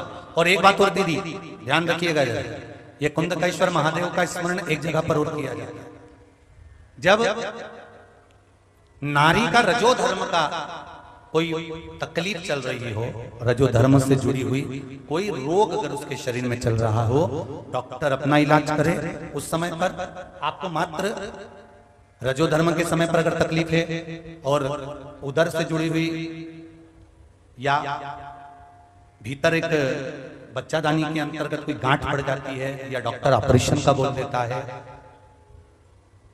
किसी भी रूप में अगर तकलीफ है तो परिवार का कोई भी व्यक्ति एक बेलपत्री के वृक्ष के नीचे इस पत्ते का जो भाग है बीच वाला, ये जड़ की ओर हो और पत्ते को रखकर 7 बार उसी पर जल चढ़ा देता है, केवल कुंदकेश्वर महादेव का नाम लेकर, और उस पत्ते को लाकर उस नारी को जिसको रजस्वला धर्म से जुड़ी हुई बहुत समस्या हो, बहुत तकलीफें आ रही हो, उसको वो पत्ता खिला देते हैं तो फिर वो रजस्वला धर्म से जुड़ी हुई समस्याएं धीरे धीरे समाप्त हो जाती है। कुंदकेश्वर महादेव। कौन से महादेव है? कुंदकेश्वर महादेव।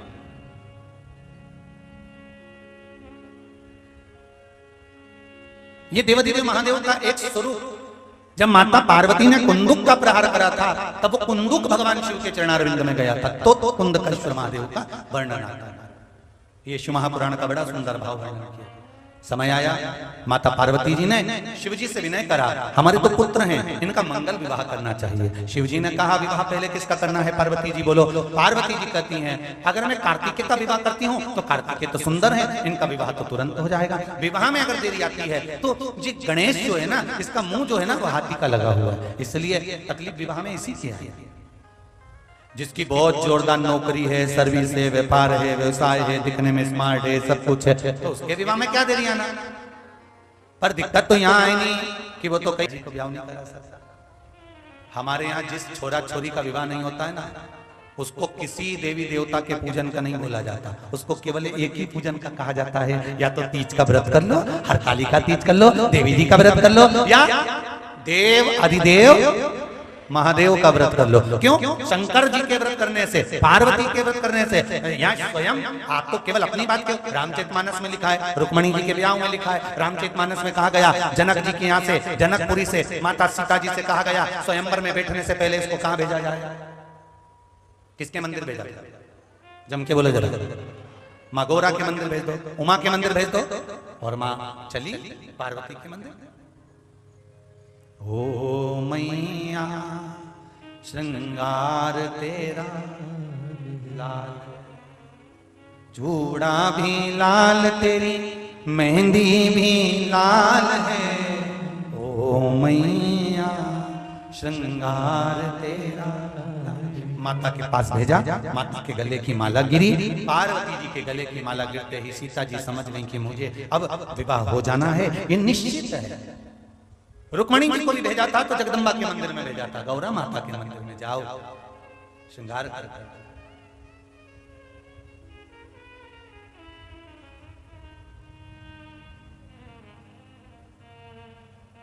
निवेदन किया, विनती करी, तब रुक्मणी जी को लेने के लिए भगवान कृष्ण आ गए थे, सीता जी को लेने के लिए राम आ गए थे। विवाह के लिए अशोक सुंदरी वाली जो जगह है, मालूम है आप लोगों को? समझ लो एक बार वापिस।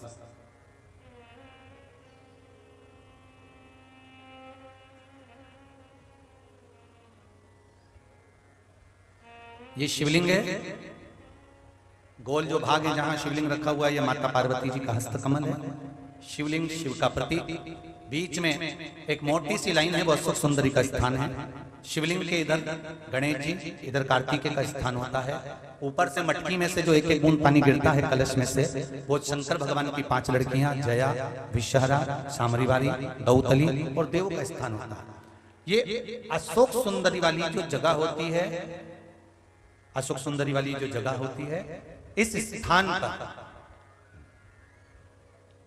सोमवार की अष्टमी के दिन हल्दी की 7 बिंदी लगाकर वही बिंदी लड़की अपने हस्त कमल पर लगा लेती है और जिस कक्ष में रहती है उस कक्ष में छापा लगा लेती है या परिंदे को छू लेती है, तो महाराज उस कन्या का या उस लड़के का विवाह, जो लड़का कर रहा हो पूजन या लड़की कर रही हो पूजन, तो उसका विवाह 3 से 4 महीने के अंदर बाबा देवादिदेव महादेव की कृपा से निश्चित हो जाता है। अगर जटिल योग है, मंगल पड़ गया या पत्रिका में कोई दोष चढ़ गया या कोई भारी दोष आ गया, ब्राह्मण देवता करें, कालसर्प दोष आ गया, नारायण नाग वाली कराना पड़ेगा, पूजन कराना पड़ेगा, मंगल का भाव आ गया, ये कराना पड़ेगा, वो कराना पड़ेगा, तो अशोक सुंदरी वाली जगह पर मात्र हरि मूंग 7 दाने बेलपत्री के साथ लेकर शिव जी को समर्पित कर देने से भी मंगल विवाह के योग बन जाते हैं। महाराज विवाह होता निश्चित है। पार्वती जी ने गणेश जी के विवाह का योग बनवाया, शंकर जी ने नारद जी को बुलाया, नारद जी जाकर प्रजापति विश्वरूप जी की कन्या से विवाह पक्का कर दिया। गणेश जी की मंगल बारात आ रही है, जोरदार ताली बजाकर स्वागत करें गणेश जी के मंगल विवाह का। भगवान गणेश सुंदर बारात लेकर पधार रहे हैं, रिद्धि सिद्धि के साथ में सुंदर मंगल विवाह होगा। कल कथा का विराम दिवस रहेगा, यही 1 बजे से 4 बजे तक कथा का क्रम रहेगा, बड़े आनंद के साथ, भाव के साथ। और पावन शिव महापुराण की कथा संपूर्ण विश्व का कल्याण करने वाली है।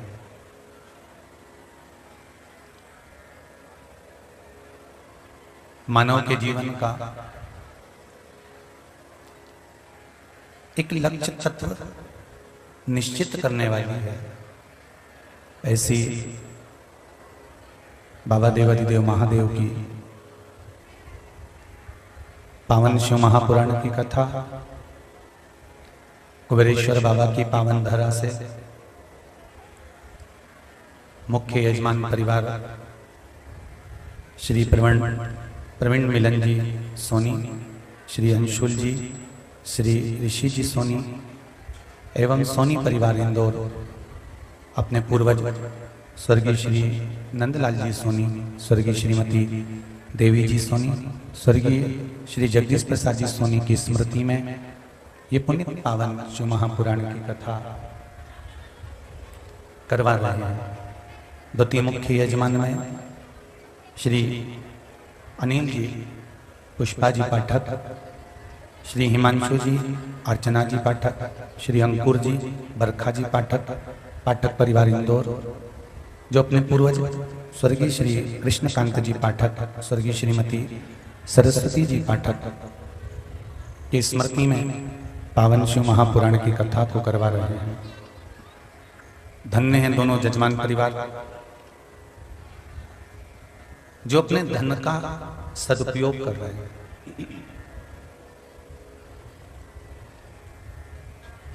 कल कथा में परसों के दिन कहा था,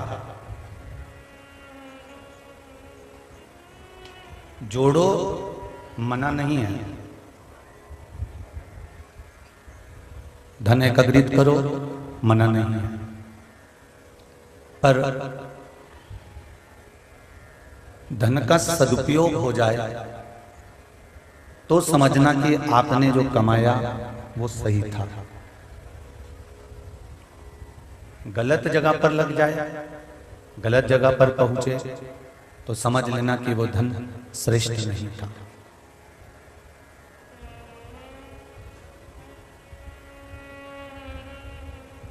कितनी भी अच्छी शादी कर लेना, कितना भी अच्छा व्यापार कर लेना, कितनी भी अच्छी किटी पार्टी कर लेना, कितना भी जोरदार फंक्शन कर लेना, कोई याद नहीं करेगा। पर जीवन में अगर एक बार भी अपन ने शिव महापुराण की कथा करवा ली, या कोई सत्संग, या कोई भजन, या कोई अच्छा कार्य अपन ने परिवार के साथ में मिलकर कर लिया, तो उसको कभी कोई नहीं भूलता। वो जिंदगी भर लोग याद रखते हैं कि अच्छा किया, श्रेष्ठ किया।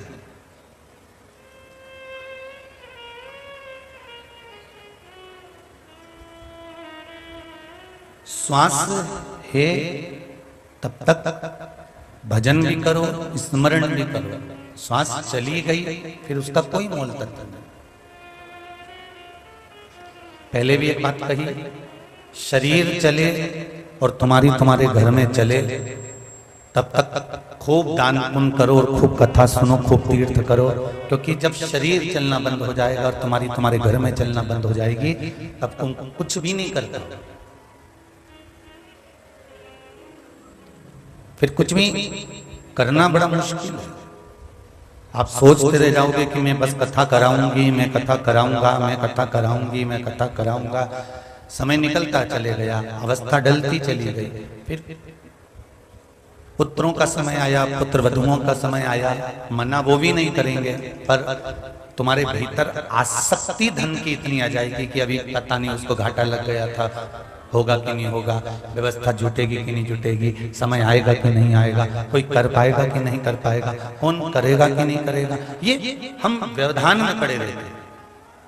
शरीर चले और तुम्हारे घर में चले, तब तक दान पुण्य धर्म कीर्तन भजन स्मरण तीर्थ सब करो। उसके बाद का कोई समय निश्चित नहीं है कि वो श्रेष्ठ होगा कि नहीं होगा।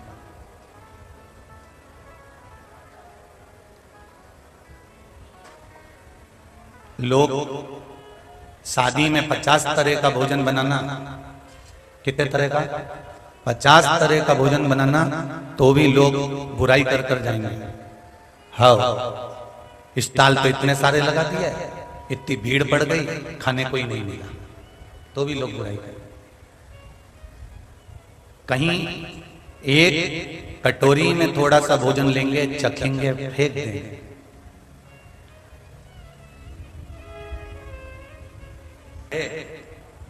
आने वाले समय में प्रत्येक समाज को,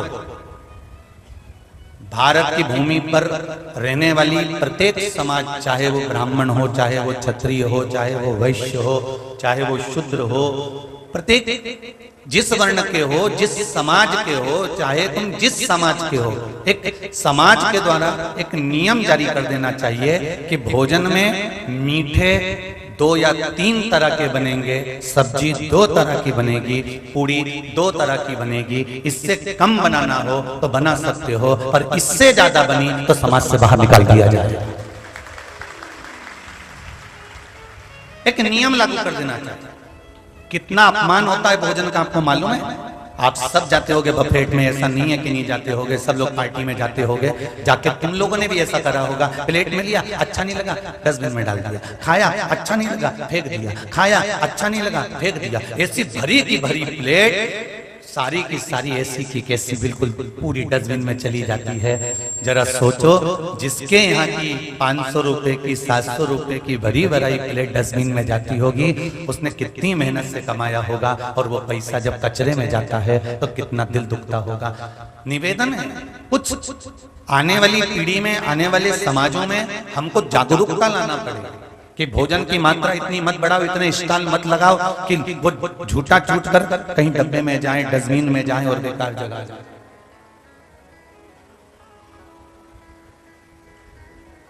बहुत ज्ञान की बातें हो जाती हैं, बहुत लोग बहुत कुछ करते हैं, बहुत ज्ञान की बातें करते हैं, पर हमको भी थोड़ा ना थोड़ा सतर्क रहना पड़ेगा। कितना खा सकते हो रे भाई? एक कैपेसिटी बताइए आपके शरीर की। 2 रोटी 2 पूड़ी कितनी हो गई? 4। 2 गुलाब जामुन, बोलते जाओ, 2 जलेबी, 2 मालपुआ, बोलते जाओ जल्दी, 2 मालपुआ, 2 आलू बड़ा, गिनते जाओ। ये सब तुम्हारे पेट में जा रहा है, और जितना हम बोल रहे हैं उतना तो तुमने कभी खाया ही नहीं होगा। एक ले लिया, खाया, अच्छा लगा, उतार लिया, नहीं तो फिर इतने इतने से बच्चे उनकी माएं उनके हाथ में कटोरा पकड़ा पकड़ा के दे देती हैं, ले ले आलू बड़ा, ले समोसा, ले कचौड़ी। उन्हें मुंडा ही नहीं झूठा करा, नहीं मैं तो नहीं खाऊंगी, मैं तो नहीं खाऊं। औलाद माँ भागे, माँ कटोरी लेके फिर बाद में डस्टबिन में फेंक कर उसके पीछे भागे, तो लेने से फायदा क्या?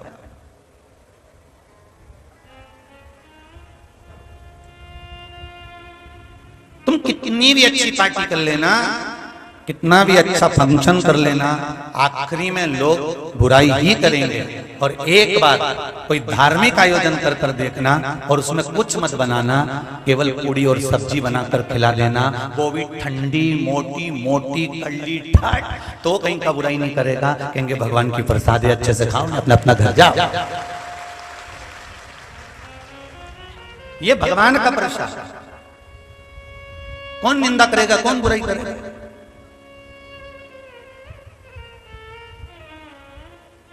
दोनों जजमान इंदौर के हैं, सोनी जी भी और पाठक जी भी, और दोनों जजमान ऐसे हल्के पलके नहीं है, दोनों दमदार है।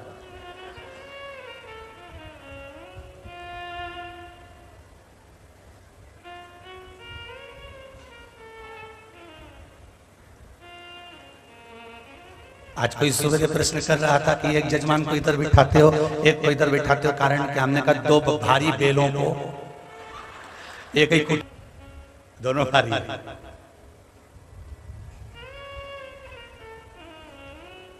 इंदौर की भी शादियां होती हैं और उन शादियों को भी हमने देखा है कि केवल जितना बनता है उसमें से जरा सा लोग मुंह झूठा कर कर खाकर जाते हैं, बाकी का सब फेंक देते हैं। उस अन्न का अपमान हो जाता है।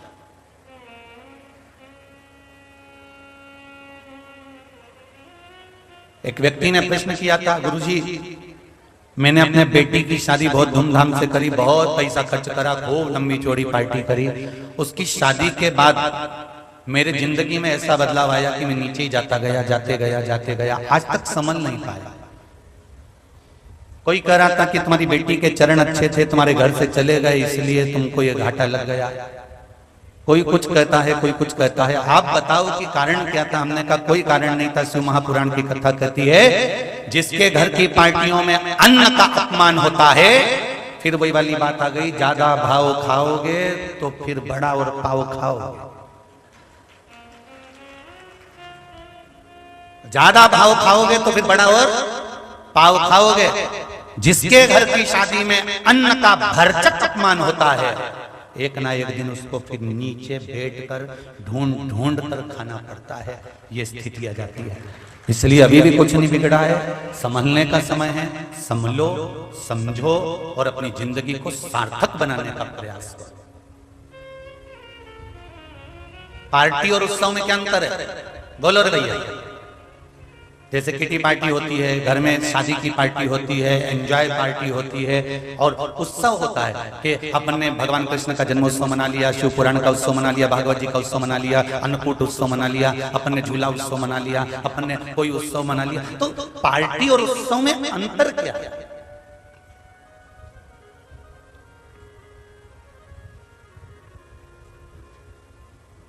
क्या अंतर आ सकता है?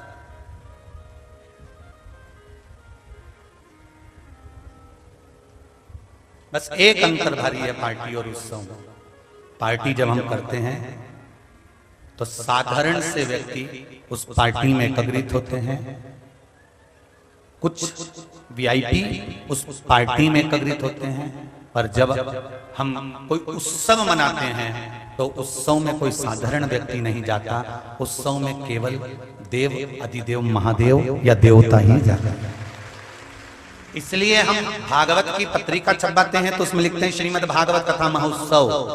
शिव महापुराण की कथा करवाते हैं तो शिव महापुराण कथा महोत्सव। रामचरितमानस कराते हैं तो रामचरित कथा महोत्सव। यज्ञ कराते हैं तो 5 दिवसीय यज्ञ महोत्सव। हम प्राण प्रतिष्ठा कराते हैं तो प्राण प्रतिष्ठा महोत्सव। हम अन्नकूट करते हैं तो अन्नकूट महोत्सव। हम जन्मोत्सव मनाते हैं तो जन्मोत्सव महोत्सव। हम विवाह करते हैं तो मंगल विवाह महोत्सव। हम उत्सव के रूप में लेते हैं तो भगवान आता है।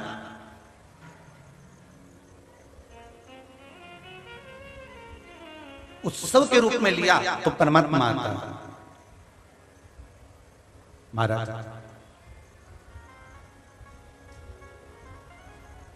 और हमें संसार वालों को नहीं बुलाना है, हमें बुलाना है उस देवाधिदेव महादेव, उस परमात्मा को कैसे भी हमारे घर में हमें आमंत्रित करना।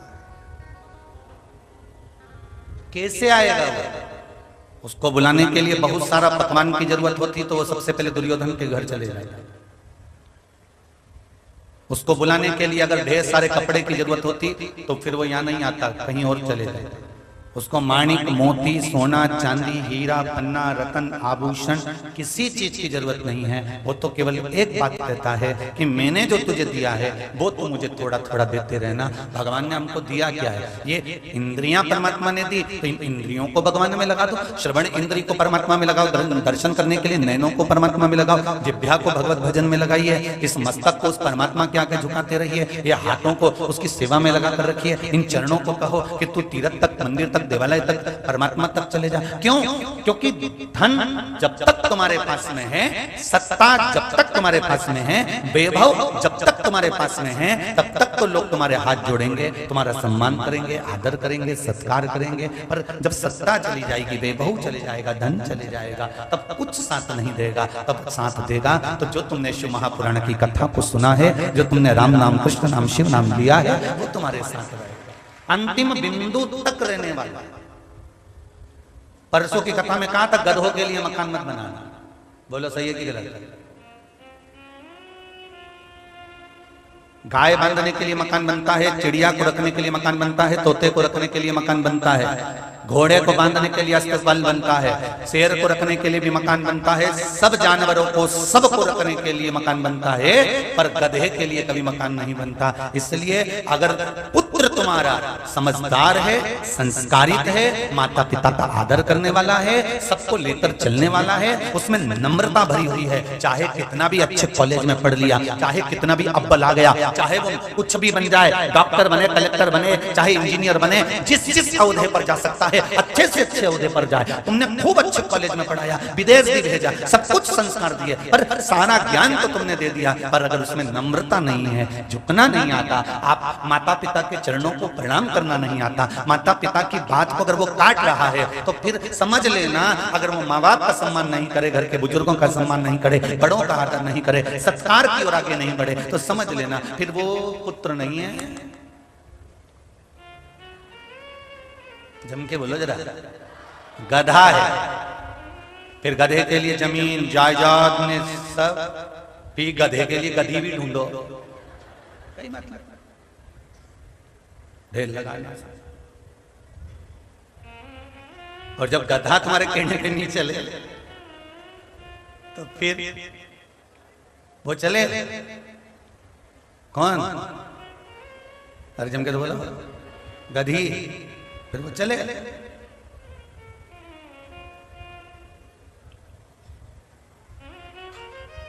बहुत कठिन, बहुत कठिन।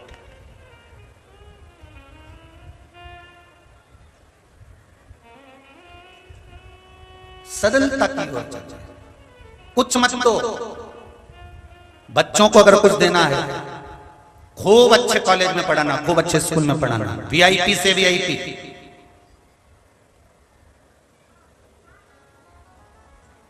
छोरा ठोक ठेठ की अंग्रेजी बोले, मुंडा से उसकी हिंदी निकले ही नहीं। पर कितनी भी अंग्रेजी बोल लो, जब पीछे कुत्ता पड़े ले तो कुत्ता थोड़ी ना अंग्रेजी जाने। Excuse me, please please please. कुत्ता को भगाने के लिए प्लीज काम नहीं आया तो कहना पड़े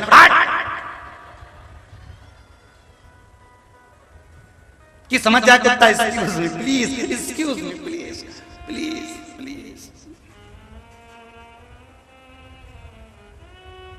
किस काम का?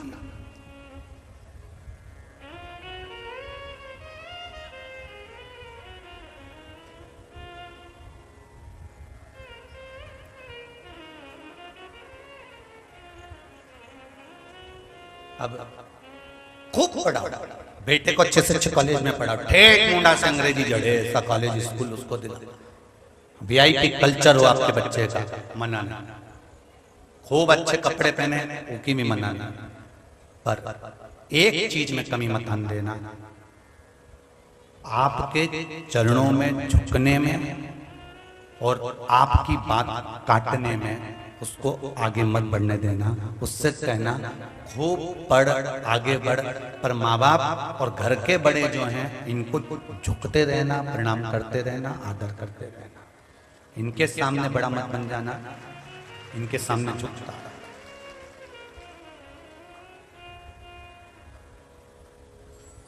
बहुत अच्छा।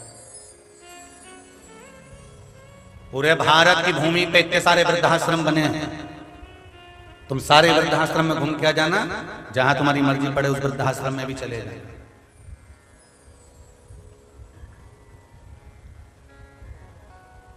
भोपाल है, इंदौर है, आसपास में बहुत वृद्धाश्रम है, तुम्हारी मर्जी पड़े अपने शहरों के वृद्धाश्रम में जाओ, जितने लोगों से मिलना उतने लोगों से मिलना। पूरे वृद्धाश्रम में, भारत की भूमि के जितने वृद्धाश्रम हैं, सारे वृद्धाश्रम में जाकर एक बात किसी से पूछ लेना कि उन वृद्धाश्रम में जितने भी बूढ़े मिलेंगे वो बूढ़े गांव के नहीं मिलेंगे, वो बूढ़े हमेशा शहर के ही मिलेंगे। पढ़े लिखे लड़कों ने अपने माँ बाप को वृद्धाश्रम में छोड़ा है। जिसके पास में जमीन तक नहीं है, जिसके पास जमीन तक नहीं है, जमीन भी नहीं,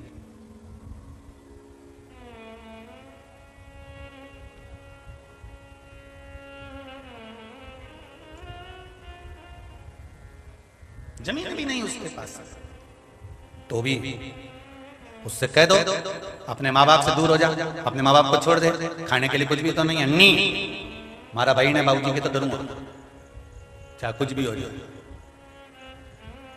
लुगाई के छोड़ आएगा माए के, पर भाई बाबूजी के तो धरूंगा। फिर लुगाई भी कह दे ठीक है तुम धरो, तो मैं भी सेवा कर लूंगी, क्योंकि बल तुम में होना चाहिए। मैं अपने माता पिता को तो धरूंगा, रख।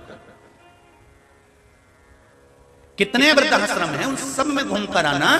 वृद्धाश्रम में एक भी अनपढ़ व्यक्ति के माँ बाप, एक भी गांव के रहने वाले व्यक्ति के माँ बाप नहीं मिलेंगे। मिलेंगे तो सब वीआईपी कल्चर के माँ बाप मिलेंगे, क्योंकि इन्होंने पढ़ाया तो खूब अच्छा, स्कूल भी दिया, कॉलेज भी दिया, खूब अच्छी वीआईपी ट्रीटमेंट भी दी, विदेश तक पढ़ने के लिए भेजा, ने बड़े बड़े शहरों में पढ़ने के लिए भेजा, सब कुछ अपने बच्चों को दिया, हैंडसेट भी दिया, तो लैपटॉप भी दिया, तो इसको टॉप का भी बना दिया, सब कुछ दिया। पर अपने बच्चों को देते देते ये भूल गए थे कि हमें संस्कार भी देना है, क्योंकि अगर हम केवल विद्या के बल पर रहेंगे तो विद्या के बल पर रहेंगे तो बेटा डॉक्टर बन जाएगा, इंजीनियर बन जाएगा, कलेक्टर बन जाएगा, मंत्री संतरी कलंतरी सब बच्चा बन जाएगा। पर संस्कारवान बच्चे को कभी भी अगर बनाना है तो कॉलेज और स्कूल वाले तुम्हारे बच्चे को संस्कारवान नहीं बनाएंगे, बच्चों को संस्कारवान बनाएंगे। तो ये शिव महापुराण की कथा, ये राम कथा, ये भागवत ही बनाएंगे, उसके सिवाय कोई नहीं बना सकते। इसलिए आज भी कुछ भी नहीं गया, अपने घर के छोटे छोटे बच्चों को एक लोटा जल पकड़ाओ, सुबेरे स्कूल जाने से पहले महादेव के मंदिर पहुंचाओ, सारी समस्या का हल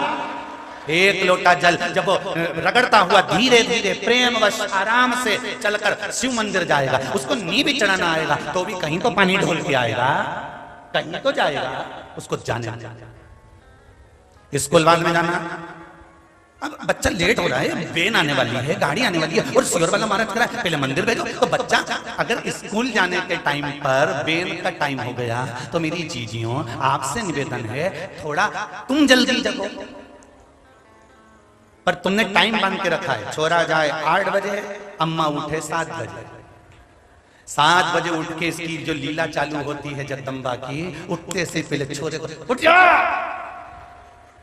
वेन आने वाली है, वो जल्दी से। और जो चिल्लाने पड़ी, बिना मुंडा धोए रसोई घर में चली गई, टिफिन मिफिन बना के अभी तक सो रहा, फिर उठाया 7:30 बज गए, उठ रहा कि नहीं उठ रहा, और फिर नहीं उठा तो धो दिया लपक के। फिर इतने में दादी आ गई, दादी ने संभाला, तू एक काम कर टिफिन बना ले, मैं छोरे को तैयार कर दूंगी, क्योंकि ये चाहती थी कि बुढ़िया उठे, ये तो चाहती थी। और वही हुआ, और बुढ़िया ने बच्चे को संभाल लिया, इसने टिफिन बनाया, और छोरा के सब काम कमोला कर कर बांध बुदा के सब बैग में सजा दजा के, और बैग हाथ में लेके और पहुंची फिर दरवाजा पे, और वहीं खड़े ना बेन आने वाली है। और बेन में जब बिठाए तो छोरा भी कांच में से बाय बाय करे, गजब की अम्मा है, धन्य है। जाते जाते छोरा भी के भगवान अगर स्कूल नहीं होता तो हमारी जिंदगी नरक हो जाती। भगवान ने पूछा वो कैसे? सवेरे 8 बजे का पीछा छोड़ती है अम्मा, शाम को 5 बजे आता हूं तो अम्मा को लगता है कि खूब पढ़ के आया होगा, फिर प्रेम करती है खूब आराम से। थोड़ा जल्दी जागिए, बच्चों को जल्दी जगाइए, उठाकर स्नान कराकर तांबे का लोटा हाथ में पकड़ाओ, जल दो, जाओ बेटा जल लेकर जाओ। अभी वो कोई कह रहा था कि गुरुजी अगर मान लो पति लोटा लेके नहीं जाए और पत्नी अगर लोटा लेने चले जाए मंदिर में और वो जल चढ़ाए तो पति और पत्नी दोनों एक ही लोटा से पानी चढ़ा सके। हमने कहा कोई दिक्कत तो नहीं है वैसे हो, पर दिक्कत एक जगह पे खड़ी हो सकती है। तो हमने उनसे पूछा इससे होगा क्या? तो फिर गुरुजी आधा आधा दोनों का हिस्सा में मिल जाए। हमने कहा दिक्कत एक जगह पे हो सकती है कि तुम कहो कि पति दान करेगा तो पत्नी को मिल जाएगा, पत्नी दान करेगी तो पति को मिल जाएगा। आपको एक बात पहले भी कही है, आज फिर कह रहे हैं, सावधानी से सुनिएगा। इसी कुबेरेश्वर बाबा की पावन धरा पर 2019 में जो कथा करी थी उसमें एक बात कही थी, पति पत्नी दोनों अगर साथ में रह रहे हैं, दोनों हैं और दोनों साथ रह रहे हैं, तो पति और पत्नी दोनों दान अलग अलग करे, अलग अलग दान का महिमा बनाए। जल चढ़ाना है, साथ में पति भी लेकर जाए, पत्नी भी लेकर जाए। इसलिए पशुपति व्रत में 2 थाली जाती है अगर पति पत्नी दोनों कर रहे हैं। पर बाकी की जो पूजन हो, जिसमें मंडल बनाए जाते हैं, नवग्रह बनाए जाए, सुलस मातृका बनाई जाए, पंचलोक बनाए जाए, भद्र मंडल बनाया जाए, सर्वत्व बनाए, जो भी तुमने मंडल बनाया, ब्राह्मण जब पूजन कराने बिठाएगा तो एक थाली से पूजन कराएगा, एक कलश से पूजन कराएगा। विधान के साथ जब पूजन हो रही है तो पति पत्नी का जब गठजोड़ा बन गया तो एक थाली से पूजन।